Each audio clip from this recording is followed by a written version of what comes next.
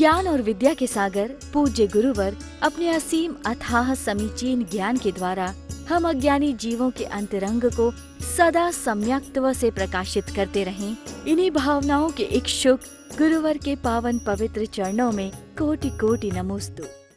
तो तुम उसको तो कभी जान नहीं रहे हो, और जो ये पुद्गलों का पिंड इकट्ठा कर लिया है, इसको बस देख करके समझते हो कि मैं बना हुआ हूं, और फिर इसमें मोह के कारण से मैं ठना हुआ हूं। समझ आ रहा है? तो बस अब तो दुनिया में यही दिखाई देता है, बनी ठनी और बना ठना। समझ आ रहा है ना? है ना? अब तो लोगों ने मतलब कि ब्यूटी पार्लरों के नाम भी बना रखे हैं इसी तरीके के, हैं? बनी ठनी बना ठना। हाँ, तभी आदमी पहुंचेगा जब ऐसे नाम दिए जाएंगे। तो ये सब जो बना ठनापन चल रहा है, ये सब मोह को बढ़ाने के लिए ही चल रहा है ना? मोह को घटाने के लिए तो कहीं कोई है ही नहीं है, कोई स्थान। सभी स्थान जितने भी पार्लर वगैरह होते हैं, ये सब क्या है? मोह को बढ़ाने के लिए है ना? तो मोह को घटाने वाले कोई स्थान नहीं होते हैं। तो जिनका मोह बढ़ा हुआ होता है, उन्हें मोह को घटाने के लिए भी कष्ट होता है। जब भी आप अध्यात्म पढ़ोगे तो अध्यात्म में मोह को घटाने की बात होगी, और संसार में देखोगे तो मोह को बढ़ाने की बात होगी। तो संसार सबको अच्छा लगता है, इसीलिए संसार में रहना तब तक अच्छा लगता है जब तक हमारा मोह बढ़ रहा हो। जब हमारे अंदर कोई कमजोरियां आ जाती हैं, हम किसी तरह से बीमार हो जाते हैं, जब हम रुग्ण हो जाते हैं, तो अब हम क्या हो गए? अब हम ठने नहीं रह पाते हैं, है ना? अब जो बना बनाया है वो भी बिगड़ता हुआ सा दिखता है, तो ठना की तो अब कहीं बात नहीं रही। तो उस समय पर उसके लिए बेचैनी होने लग जाती है कि अब ये क्या होने लगा।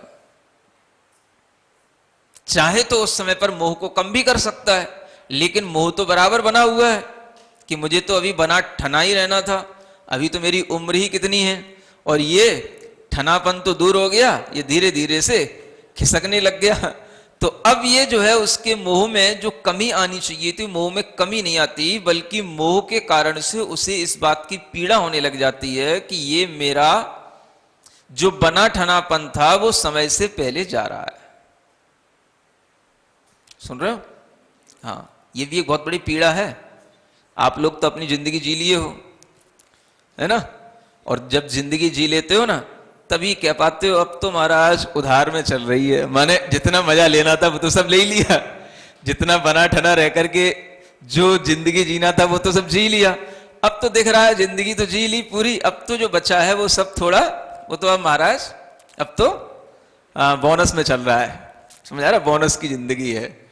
तो इसका मतलब यह है कि आपने अपनी जिंदगी में जो कुछ भी बना ठनापन था, उसका जो अनुभव करना था वो आपने कर लिया, है ना? अब आपको लगने लगा कि इससे ज्यादा तो कुछ हो नहीं सकता, हम कितना ही कोशिश करते तो भी हमारे लिए उम्र के कारण से ये तो होना ही था। तो इसलिए आपकी मानसिकता में धीरे धीरे आने लग जाता है अब ये जो जिंदगी चल रही है वो बोनस की जिंदगी चल रही है। जब तक है तब तक है, अब पता नहीं कोरोना के साथ निपट जाए कि कोरोना के बाद कोई और दूसरा रोना आ जाए। वो तो कुछ ना कुछ चलते ही रहेगा, ये रोने तो कम होने वाले नहीं है। तो किसी ना किसी की चपेट में कभी ना कभी कोई ना कोई को आना ही है ना? तो वो जब जिस दिन चपेट में आ जाएगा तब जो हो जाएगा वो तो हो जाएगा, लेकिन उससे पहले हमारे मन में क्या होना चाहिए ये थोड़ा सा यहां पर विचार किया जा रहा है। जो चीज हमारे अपने योगों से, मन वचन काय की चेष्टाओं से बनी है, उसे हम अपने से अन्य समझें। ये हमसे अन्य है, ये बन तो गई हमारे लिए, हमने खुद इस परमाणुओं को अपने लिए इकट्ठा करके अपनी काया के रूप में निर्मित तो कर लिया, लेकिन ये काया हमने परमाणु बाहर से लिए हैं, ये मेरे खुद के अपने परमाणु नहीं है। ये कहां लगता है? ये परमाणु जो बाहर ब्रह्मांड में पड़े थे वहां से मैंने लिए हैं, इकट्ठे किए हैं, ये मेरे अपने परमाणु नहीं है। मेरा तो अपना आत्मा के असंख्यात प्रदेश हैं, वही मेरा है, वही मैं हूं। वो ज्ञान स्वभाव है, उपयोग रूप है, वो मेरा है। तो उस ओर तो हम कभी देख नहीं पाते, और हमेशा जो हम बाहर से इकट्ठा कर लेते हैं उसी को हम अपना कह करके, अपना मान करके उसी में या तो सुखी हो लेते हैं या दुखी हो लेते हैं। और दुखी तो बाद में हुआ जाता है, पहले जब हम सुखी हो लेते हैं तभी वो हमारे लिए दुखी होने का कोई कारण भी बन जाता है, क्योंकि जो उसमें हम सुखी हुए थे वो जब छूटता है तो वही दुख देने वाला हो जाता है। और दुख तो कोई अलग सी चीज होती नहीं। अब आपसे पूछा जाए पहले दुख होता है कि सुख होता है, ये बताओ। पहले दुख होता है कि सुख होता है? आप सोचो इस बात को, बहुत अच्छी आपको एक साइकोलॉजी की बात बता रहा हूं। पहले आपको सुख होता है कि दुख होता है? अगर आपको पहले दुख होगा तो आपके लिए कभी भी उस दुख की अनुभूति इस रूप में नहीं होगी कि यह दुख है, क्योंकि आपको दुख पहले मिला है तो दुख का आपको अभ्यास हो गया। समझ आ रहा है? दुख अगर कम होगा तो आपको लगेगा कि पहले दुख कम ज्यादा था, अब दुख कम हो गया है। सुख तो अभी भी नहीं मिल रहा है। दुख पहले ज्यादा था, अब दुख कम हो गया है। समझ आ रहा है? तो आपके लिए सुख की तो कभी कोई इच्छा आएगी ही नहीं अगर दुख शुरू से मिले तो। लेकिन गलती ये हो जाती है कि सुख जब शुरू से मिलता है तो क्या होता है, ये सुख था, ये सुख था, ये सुख था, अब ये सुख कहां चला गया, अब ये सुख कहां गया। तो वो सुख का जो वियोग है वो दुख के रूप में आ जाता है सामने। दुख कोई चीज नहीं है, दुख अलग से कोई तत्व नहीं है, कोई पदार्थ नहीं है। सुख का जो अभाव हो रहा है, जो सुख जा रहा है, उसका जो डर बैठा है या जो सुख चला जाता है, उसके बाद में जो हमें ये जाने का जो भय लगता है या जाने के बाद में जो हमें लगता है वो चला गया, वो चला गया, उसी का नाम है दुख। दुख अलग से कोई चीज नहीं है। चला जाने के बाद भी आपके पास कुछ ना कुछ रहता है, लेकिन जो रहता है वो आपके लिए सुख का कारण होता है, उसको वो सुख नहीं दे रहा होता है। फिर भी क्यों नहीं दे रहा होता? क्योंकि आपका दिमाग उसमें लग गया, जो था वो चला गया। समझ में आ रहा? हाँ, ये देखो आप, सुख दुख की एक फिलॉसफी है। दुख कोई वस्तु ही नहीं है। अगर व्यक्ति शुरुआत से ही दुखी रहे तो वह कभी भी, मैं कहता हूं, अत्यधिक दुखी नहीं हो सकता उस व्यक्ति की बजाय जो शुरुआत से सुखी है। आप कहोगे महाराज आप हमेशा उल्टे उल्टे बोलते रहते हो। अब ये पूरा अध्यात्म उल्टा ही सिखाता है। और अगर आपकी दिमाग सही हो तो आपको यह भी लगेगा कि बात बिल्कुल सही भी है, अगर आपका दिमाग सही भी हो। लेकिन स्वीकार करने में दिक्कत होगी, तो फिर क्या हमें शुरू से ही दुखी होना चाहिए? अब सोच लो आप, अगर हम शुरू से ही दुख में रहे होंगे तो हमारे लिए इतना दुख कभी नहीं आएगा जितना दुख किसी को शुरू से सुख में रहने में आता है और फिर बाद में दुख के रूप में आ जाता है। क्यों आ जाता है? क्योंकि जो सुख होता है वो हमारे अंदर मोह ज्यादा पैदा करता है। मैं सुखी हूं, मैं सुखी हूं, तो उससे ज्यादा मोह पैदा होता है। और जो दुखी होता है तो उसके लिए दुख से क्या मोह होएगा? वो तो ये सोचेगा कि दुख थोड़ा कम हो जाए, थोड़ा कम हो जाए, तो दुख से उसको मोह नहीं होता। इसके पीछे ये रीजन है। समझ आ रहा है? ये एक मतलब मेंटल, ये साइकोलॉजी है ये, कि अगर किसी के अंदर दुख ज्यादा हो रहा है तो वो ये सोचेगा ये दुख से कमी हो जाए, तो दुख की कमी होगी, तो दुख की कमी में उसे जो राहत मिलेगी वो राहत उसके लिए बहुत कुछ अच्छी होगी। और सुख में तो मोह हो जाता है, तो जो सुख देने वाली चीजें हैं उससे फिर उसका मोह छूटता नहीं, या अगर छूटता है तो छूटने के कारण से उसको उतना ही बड़ा उसके सामने दुख खड़ा हो जाता है। सुन रहे हो कहां से बात शुरू होती है? हम तो यही चाहते हैं महाराज जन्म से ही हमें सुख मिले और अंत तक हमें सुख ही मिलता रहे। समझ आ रहा है ना? हर कोई इसी बात की प्रार्थना करता है और हर कोई यही मानसिकता भी रखता है और यही हर कोई यह इच्छा भी करता है। अब आप ये देखो कि जो मोह को जानने वाले हैं वो कैसे इस बात को स्वीकार करें कि आप सुखी रहो, क्योंकि सुख से आपको मोह बढ़ेगा। समझ आ रहा है? आशीर्वाद तो देंगे, हाँ सुखी रहो, लेकिन उस आशीर्वाद में भी उन्हें यह लगता है कि कहीं ये मोह बढ़ाने का तो आशीर्वाद नहीं दे दिया।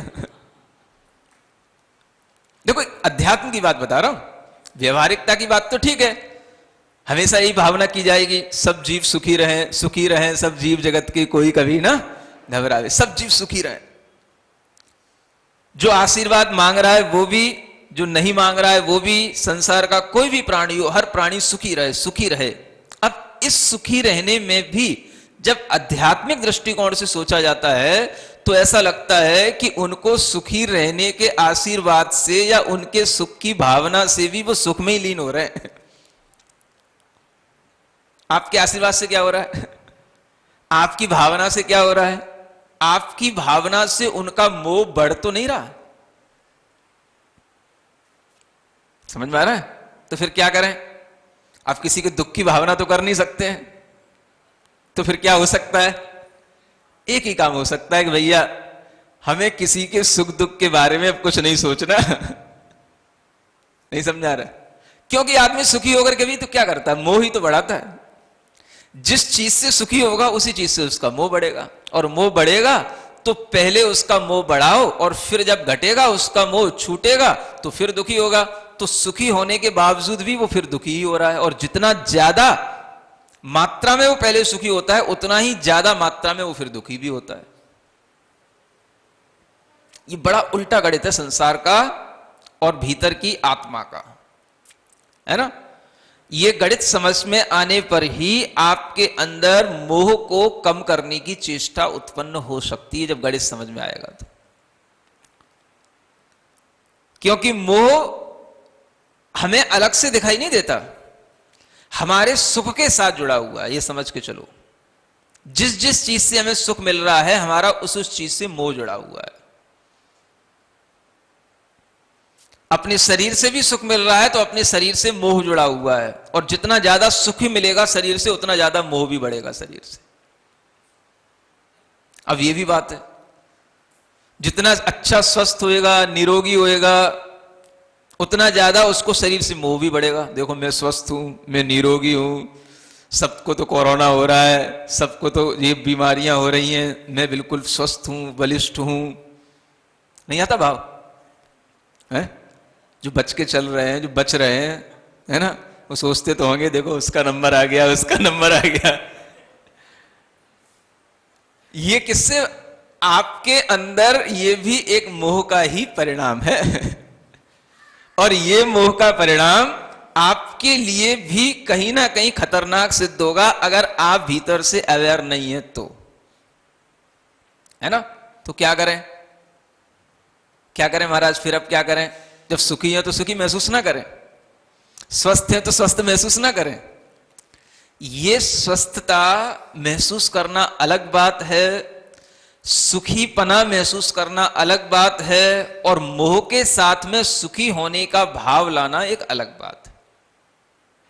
सुखी तो हैं, लेकिन जब मोह की हमें जानकारी हो जाती है तो यह भी समझ में आने लग जाता है कि यह सुख हमारे लिए कितनी देर का है, यह भी हमें कुछ पता नहीं है। समझ आ रहा है? आज ठीक है, कल क्या हो जाए। अगर इतना भी हमारे दिमाग में रहेगा तो मोह नहीं बढ़ेगा। हमारे दिमाग में अगर इतना भी रहेगा कि आज जो है वो चलो ठीक है, आज के लिए है, और कल का क्या भरोसा, कल क्या होने वाला है, इसलिए आज जो अच्छा हो सकता है वो आज कर लो। मोह करके ज्यादा ठन्नाने से क्या मतलब है? ठनन की जगह मनन कर लो। क्या कर लो? हाँ, जितना ज्यादा हम ठनन करेंगे उतना ज्यादा हमारे अंदर मोह बढ़ेगा। मनन करोगे तो मोह में कमी आएगी। मनन करने का मतलब मन में इस तरह का विचार करो कि आज हमारे लिए जो शरीर है, जो हमारे लिए सुख है, जो हमारे लिए सहूलियत है, ये हमारे लिए अपनी आत्मा को समझने के काम में आए, ये अपने स्वरूप का भान करने के काम में आए, ये अपने को उपयोग स्वरूप अपनी आत्मा से जोड़ने के काम में आए। तो ये हमारे लिए मनन चिंतन, ये हमारे मोह को कम करने के लिए हो जाएगा, यही हमारे लिए अच्छा है। कल का क्या पता, कोई कह के तो नहीं आएगा ना कोरोना कि मैं आज आ रहा हूं, कि कल आऊंगा, कि 2 दिन बाद आऊंगा, कि 4 दिन बाद आऊंगा, हैं? कह के तो नहीं आता ना। कोई बीमारी कभी कह के नहीं आती।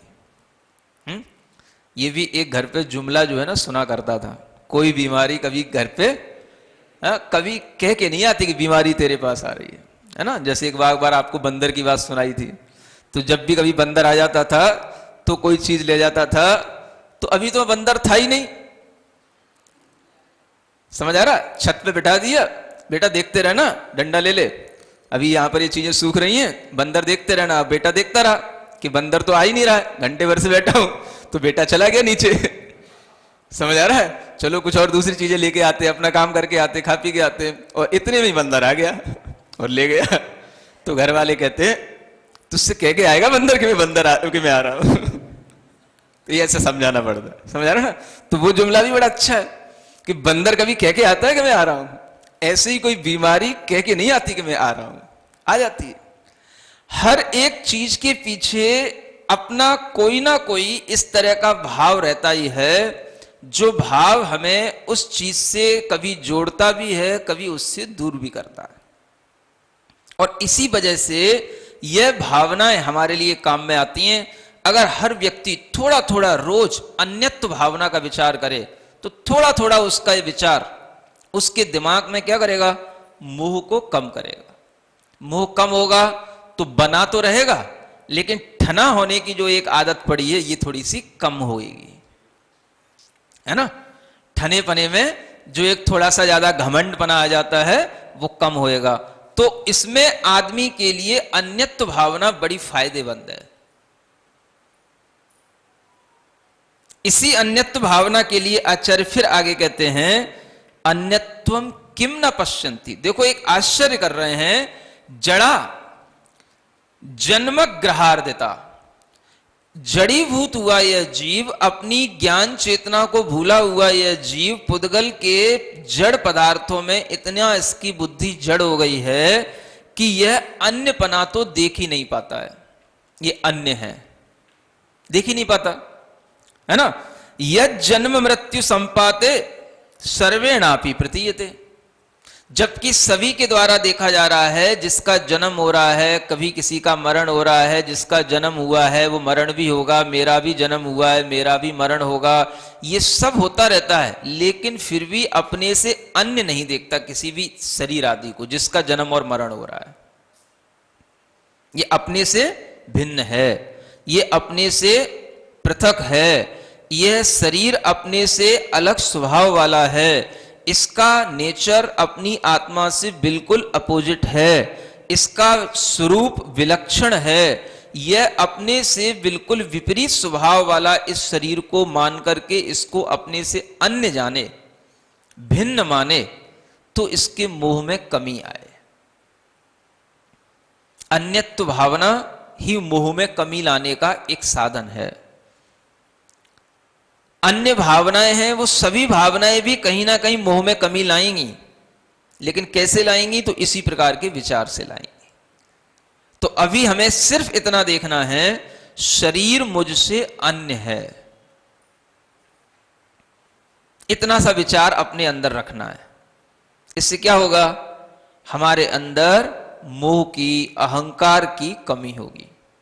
अहम की कमी करने के लिए जिस चीज से हम जुड़ते हैं अपने ज्ञान से, उपयोग से, उस चीज को अपने से थोड़ा सा एक दूरी बना लो बस।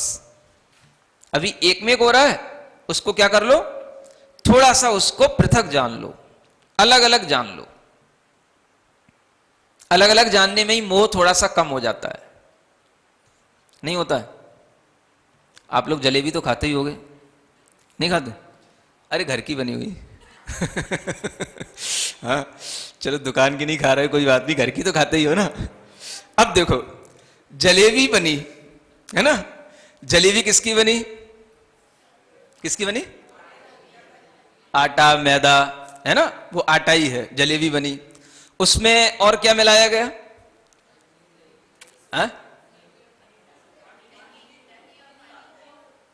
नींबू, नींबू का क्या काम उसमें? थोड़ा खस्ता बनाने के लिए है? हाँ चलो ठीक है, वो तो एक वैसे बनाने की प्रोसेस में आ गया, उसमें और मिलाया क्या गया? नींबू का कोई टेस्ट थोड़ी ना था जलेबी में, वो तो बनाने की प्रोसेस हो गई। टेस्ट वाली चीज जिससे कि वो जलेबी जलेबी जैसी लगे और जलेबी के कारण से मुंह में भी थोड़ा सा है। हाँ, जब उसमें सीरा होगा तभी तो मुंह में से सीरा टपकेगा। समझ आ रहा है ना? हाँ, तो देखो, अब देखो जलेबी आई, अब जलेबी में सब कुछ आपके लिए सुंदर लग रहा है, अच्छा उसमें सीरा है, उसमें अच्छा लाल रंग है, बिल्कुल अच्छी मुलायम भी है, ना बहुत कहीं जली हुई है ना कहीं बहुत कड़क है ना, अच्छी है, बिल्कुल अच्छी जलेबी है। जब जलेबी आपने खाना शुरू की तो आपके लिए जलेबी कहोगे तो क्या होगा? बहुत अच्छी जलेबी है, ठीक है ना। अब उस जलेबी को यदि आप इस तरीके से थोड़ा सा देखो, अरे इस जलेबी में है क्या? है तो वही आटाई, है तो वही मैदाई, और वही जो चीनी अलग से खाते थे वही चीनी की चाशनी, और वो दोनों मिला दी, सो ये जलेबी जलेबी कर रहे हैं। क्या है इसमें जलेबी में? बस इतना सा विचार करो। देखो अब उसमें क्या किया आपने? अन्यत्व भावना, अन्य माने अन्य, अन्य भिन्न भिन्न। जैसे ही आप दो मिली हुई चीजों को भिन्न भिन्न करोगे तो आप देखो आपके मुंह में कमी आएगी कि नहीं आएगी? सोच रहे हो ना? एग्जाम्पल इसी तरीके से तो समझा पाएंगे आपको। अगर आपने ये देखा कि चाशनी और वो जलेबी और पूरी जलेबी जलेबी है, अगर जलेबी को एक रूप में देखोगे तो उससे मोह पैदा होगा। समझ आ रहा? वही गरम है, वही मीठी है, वही कुंडलीकार घूमी हुई है, वही मैदा की है, वो एक ही रूप में देखोगे ऐक्य के साथ में तो मोह पैदा होगा, है ना। और जहां आपने उसको छिन्न भिन्न किया, अरे देखो ये इसके अंदर की मैदा है, ये इसके अंदर का रस है, समझ आ रहा है, ये इसकी डिजाइन है, वो आपने डिजाइन मुंह में रखने से पहले ही तोड़ दी। अब किसी किसी को डिजाइन का भी इतना मोह हो सकता है कि भाई तोड़ा क्यों जाए, जब इतनी अच्छी डिजाइन बनी है तो उसको सीधा मुंह में रखा जाए। नहीं समझ आ रहा?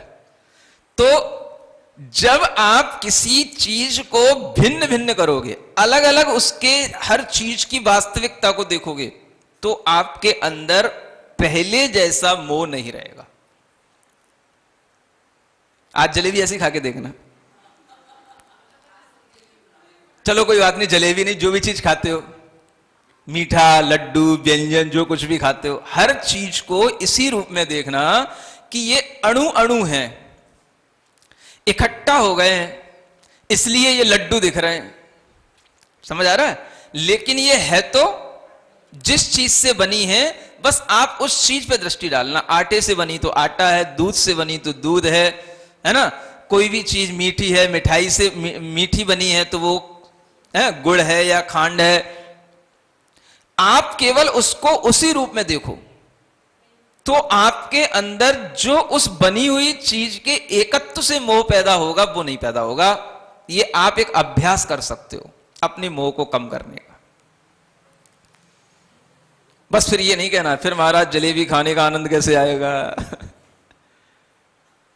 जो आनंद आप ले रहे हो वो मोह का आनंद है, वो जलेबी का आनंद नहीं है। वो किसका आनंद है? मोह का आनंद। बच्चे होते हैं तो बच्चों को तो कैसी अच्छी लगती है? अगर वो जलेबी बिल्कुल चाशनी में सनी हुई होगी तो ये अच्छी लगेगी। समझ आ रहा है ना? अब देखो आपके सामने कोई ये करे कि जलेबी तो किसी ने सूखी अलग बना दी और चाशनी अलग रखी थी, और वो आपको उसमें से भिगो भिगो के दे दे, चाशनी में डाल डाल के आपको दे दे, तो भी अच्छी लगेगी? तो भी इतना मोह पैदा होगा जितना मोह उस जलेबी के अंदर वो चाशनी डली होने से और बिल्कुल एक मेक होने से, एकता के साथ में जब हम उसको ग्रहण करेंगे उससे जो मोह पैदा होगा उसका आनंद आएगा। और जब मोह नहीं होगा तो फिर आप कहोगे फिर मतलब ही क्या है, फिर तो आटे ही खा लेते पूरा मिला के। तो बात तो वही है। समझ में आ रहा है ना?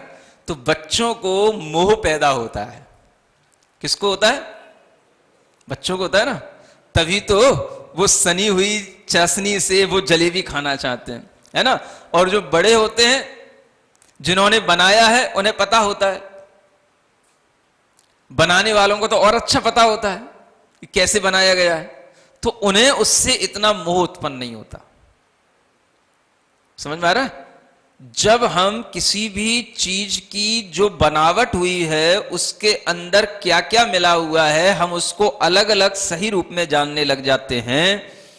चाशनी और जलेबी के बीच का जब हम अन्यपना, भिन्नपना देखने लग जाएंगे तो हमें उस जलेबी से मोह हो ही नहीं सकता है। समझ में आ रहा है? ये केवल जलेबी का उदाहरण जलेबी के लिए नहीं है। जिस किसी भी चीज से, जिस किसी को भी जो कोई भी मोह होता है ना, उस मोह को यदि कम करने की आपको कला सीखना हो तो आप इसी तरीके से उस चीज का सेवन करो, कोई दिक्कत नहीं, लेकिन ये देख करके करो इसमें क्या क्या मिला हुआ है। ये सब अलग अलग है, लेकिन एक में कर लिया इसलिए इसको कारण से मुझे मोह हो रहा है। आपका मोह कम होएगा। आप अकेले से अचानक से पूरे का पूरा कुछ नहीं छोड़ पाते हो, नहीं आप त्याग कर पाते हो, तो आप अपने मोह को कम करना चाहते हो तो इस तरीके से कोशिश करो। समझ में आ रहा है? किसी किसी को चाय से मोह होता है, 80-80 साल के हो रहे हैं तब भी चाय चाहिए। समझ आ रहा है ना? कोरोना से जूझ करके बाहर भी आ गए हैं, बच के भी आ गए हैं, तो भी चाय नहीं छूट रही है। समझ आ रहा है? क्या है उसमें? बस मोह है और कुछ नहीं है। फ्लेवर है उसका, टेस्ट है उसका, और कुछ नहीं उसमें। कुछ है क्या? तो वो देखो क्या है उसके अंदर। पानी है, पत्ती है, और क्या है? थोड़ा सा दूध है, थोड़ी सी चीनी है, और क्या है? अब इसको अलग अलग देखो, कम से कम पीते हुए भी अलग अलग देखो। अरे ये सबको मिलाकर के ये फ्लेवर आ रहा है, टेस्ट आ रहा है, इसलिए है, बाकी तो ये सब चीजें मिली हुई हैं। क्या है इसमें? कुछ नहीं है। गर्म पानी तो हम अलग से तो पीते नहीं, लेकिन चाय के साथ तो चाय तो गर्म ही चाहिए, और चाय ठंडी हो तो दिमाग गर्म हो जाता है। तो चाय का की नहीं समझ आया?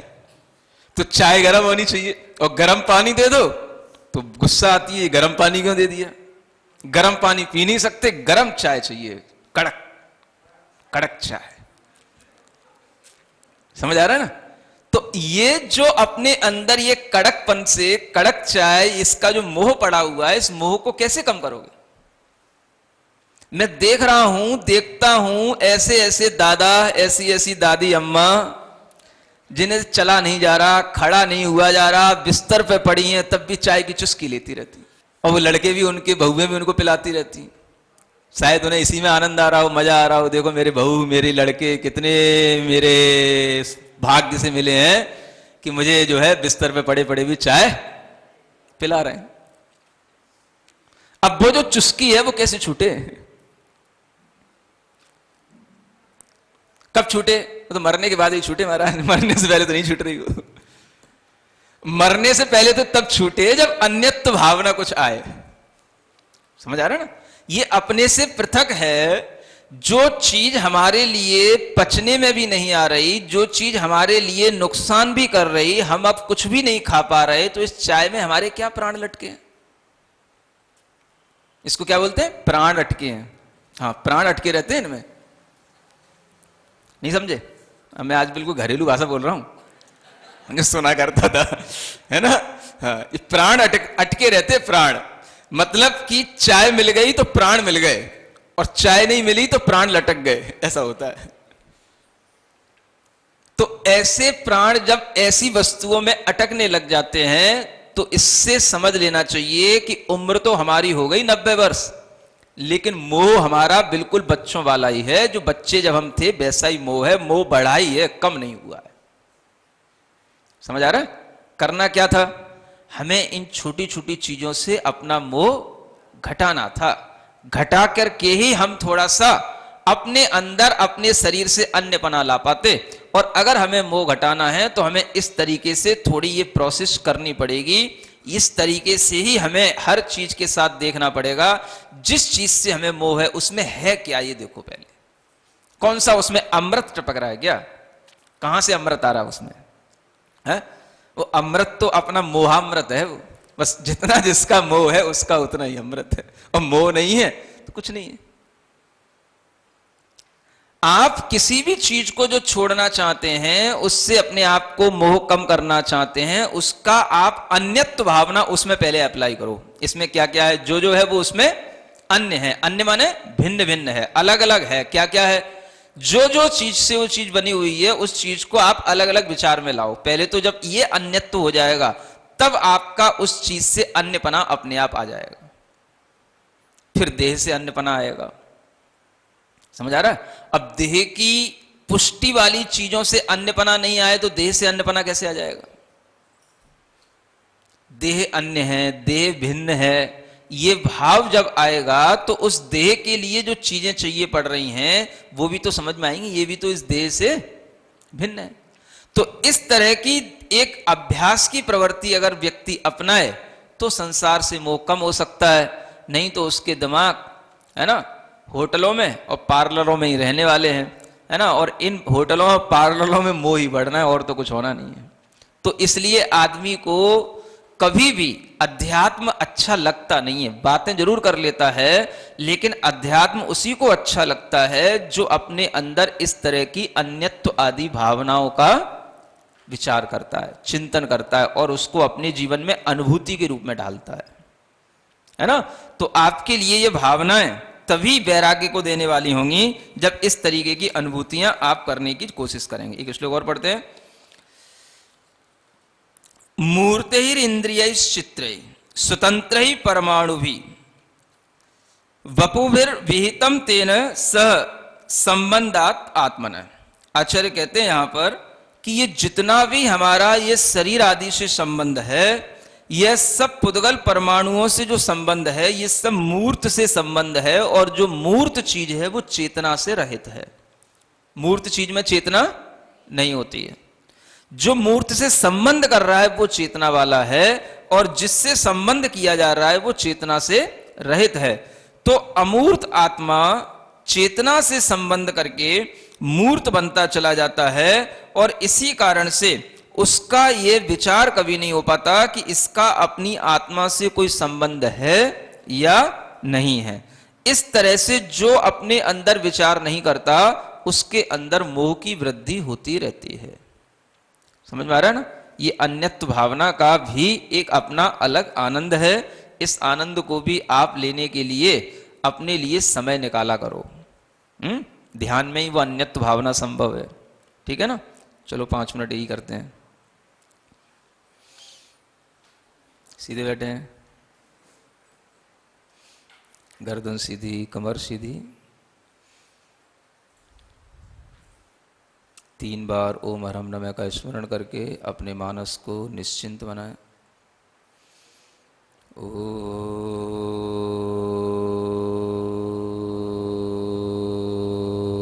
ओम अरहम नमः।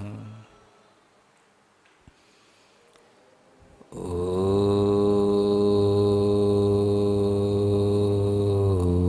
अरहम नमः। ओम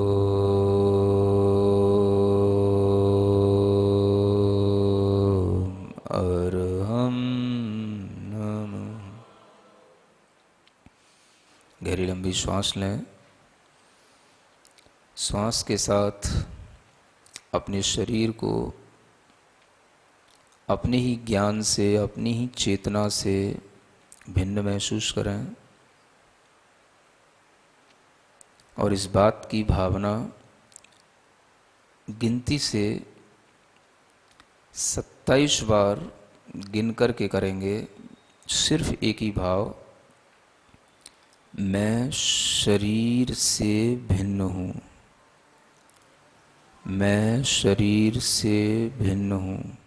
ज्ञान और विद्या के सागर पूज्य गुरुवर अपने असीम अथाह समीचीन ज्ञान के द्वारा हम अज्ञानी जीवों के अंतरंग को सदा सम्यक्त्व से प्रकाशित करते रहें।